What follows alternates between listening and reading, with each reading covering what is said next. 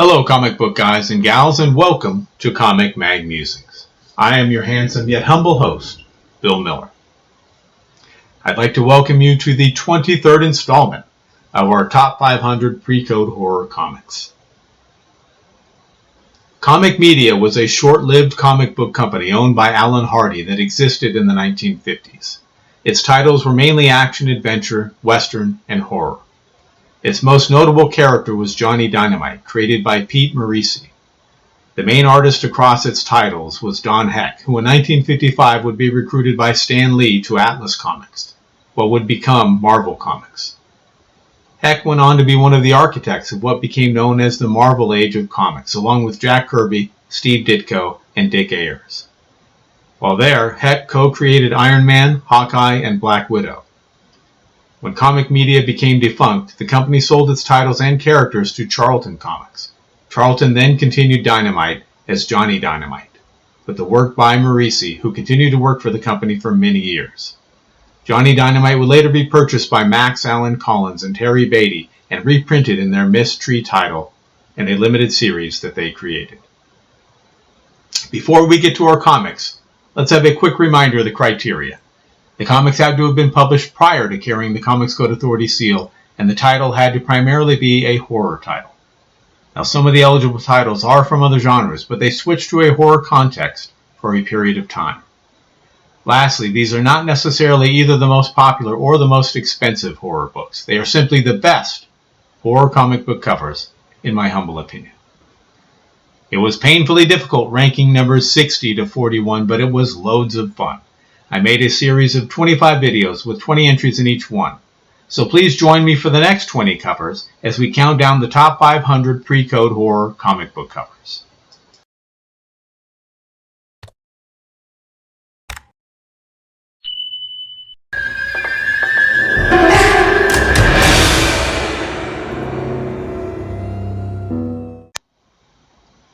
Alright, starting off our list at number 60. We have Spellbound, issue number 17, from Atlas/Marvel. Published in September of 1953. The cover art is by Bill Everett. A cover that is gaining in popularity. We have a redhead with a skeleton's hands, much to her dismay. We also have a group of skeletons lurking in the background. Creeping up at number 59 is Witch's Tales, issue number 15, from Harvey. Produced in October of 1952. The cover art is by Joe Simon. We have a woman in a red dress, a formerly shackled slavering beast, and skeletons and skulls aplenty. Haunting us at number 58 is Shock Suspense Stories, issue number 7, from EC Comics. Out in March of 1953. Cover art chores handled by Al Feldstein. A harsh cover featuring a man who has been struck by lightning. He is in anguish as his hair is afire and his skin seems to be boiling. Spooking us at number 57 is Tomb of Terror, issue number 4, from Harvey. Hitting the stands in September of 1952. The cover art is by Jack Sparling. A formerly imprisoned beast of a fellow has managed to release his chains from the stones in which they were attached. He has come for vengeance upon his jailers. The colors are varied and spectacular. At number 56 is Spook, issue number 22, from Star Publications. Hitting the shelves in January of 1953. The cover art is by L.B. Cole. Rich, bold colors permeate this Headless Horseman image. This is also a subtle hanging cover with our victim swinging just above the gravestones in the background. Stabbing away at number 55 is Weird Terror, issue number 3, from Comic Media. circulated in January of 1953. The cover artist is Don Heck, a giant fanged ghoul who is ready to snack on our frantic victim. Great colors, and we have a trio of creepies slinking in the background. Screaming away at number 54 is Strange Suspense Stories, number 5, from Fawcett, printed in February of 1953. Cover art is by Bernard Bailey. We have a voodoo practitioner who is busy sticking pins into a voodoo doll she has fashioned after a man who she hopes will be similarly affected by her dark arts. Scaring into number 53 is Weird Tales of the Future, number 7, from Stanley Morse, published in May of 1953. Again, the cover artist is Bernard Bailey. An amazing variety of colors and a creative and unique cadre of monstrous creatures who seem to be emerging from the fanged mouth of the devil himself. At number 52, we have Strange Mysteries, issue number 1, from Superior, produced in September of 1951. As with most Superior comic books, we do not know the cover artist. We see a blonde in a red dress who seems to have passed out, being carried by an eyeless zombie with skeletons and skulls littering the background. Slashing into number 51 is Vault of Horror, issue number 37, from EC Comics. Out in July of 1954. The cover artist is Johnny Craig. This is an amazing hanging cover. This is a simple, impactful image with incredible detail on the walls.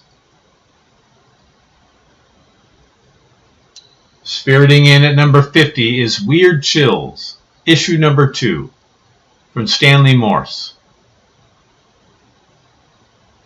Hitting the stands in September of 1954. The cover art is by Bernard Bailey. This injury to eye cover is quickly becoming a classic. The sweat on our victim's brow, the unique little green creatures, and their implements of destruction are awesome. Chopping away at number 49 is Menace, issue number 5, from Atlas/Marvel. Circulated in July of 1953. The cover art is by Bill Everett. This issue has become a classic. Wonderful colors frame the first appearance of Simon Garth, struggling to emerge from beneath the street, much to the horror of the onlookers, including a blonde. You guessed it, in a red dress. Appearing at number 48 is Spellbound, issue number 14, also from Atlas/Marvel. Printed in April of 1953. Again, the cover artist is Bill Everett. We have a former woman in a red dress with the animated undead. I particularly like the skeleton in the foreground.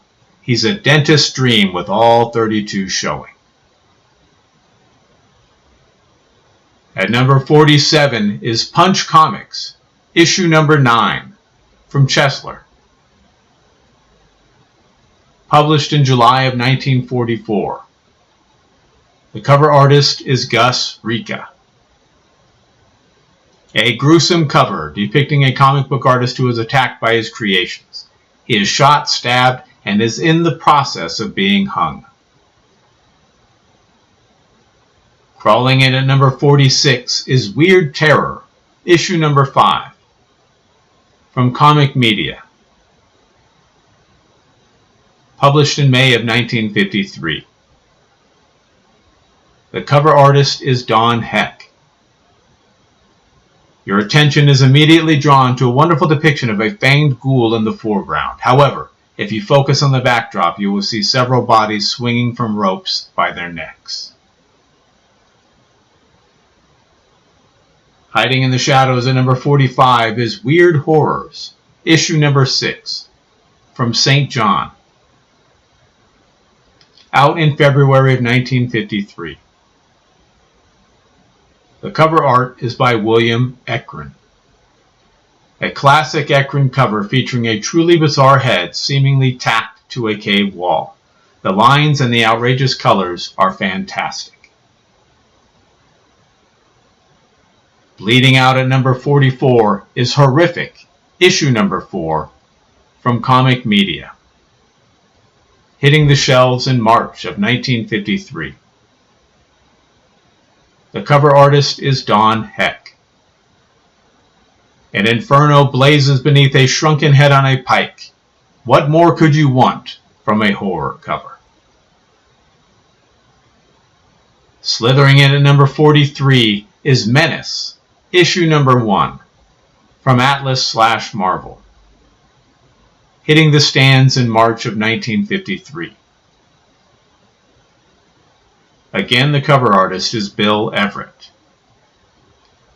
An absolute classic of a zombie cover. The two heads, the state of decay, a traditional graveyard scene, and rich, bold colors highlight this issue. Oozing out at number 42 is Venus, issue number 19, also from Atlas/Marvel, produced in April of 1952. Yet again, Bill Everett is the cover artist. We are getting into some classic covers here. We have a gaggle of skeletons leering in the background as a blonde in a red dress prepares to kiss her paramour, but much to her disgust, he lifts his face to reveal a horrifying skull. And bludgeoning us with number 41 is Weird Chills, issue number 1, from Stanley Morse, published in July of 1954. The cover artist is Bernard Bailey. A mad scientist hovers over a blonde after using her life essence to reanimate a zombied corpse. And that will do it for numbers 60 through 41 as we count down the top 500 pre-code horror comics. I hope you enjoyed the video, and I hope you got to see some books you either haven't seen before or haven't seen in quite some time.